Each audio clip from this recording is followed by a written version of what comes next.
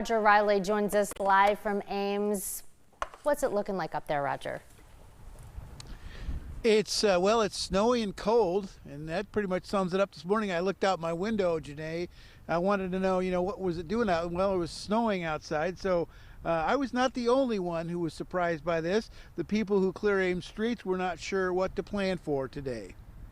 We talked the end of the day yesterday with my staff about, hey, we know weather's coming in. We know there's going to be some sort of precipitation, but we're right at that point where we don't really know what it's going to be. We could have just rain, we could have a little bit of freezing rain, or we could have what we had this morning, which is over 4 inches of snow.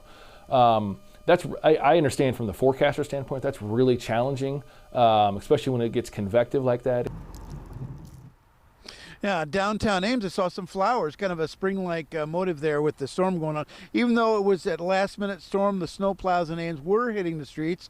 Ames Public Works Operation Manager Justin Clausen said this storm came at the worst possible time, wrapping up just before the morning commute.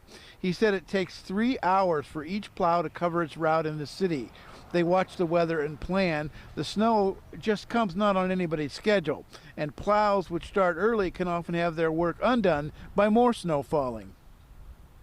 If this snow were to have happened at 3 in the morning, we probably would have been around everything before people got up and even know there was an impact to the transportation system. So the timing of the event really can have a big impact on what residents see and what their perception is. It's not that we're never out there not plowing. We're always going to be doing that, but it can be a challenge for us to make sure we've got everything cleared before people need to get going where they go in the morning.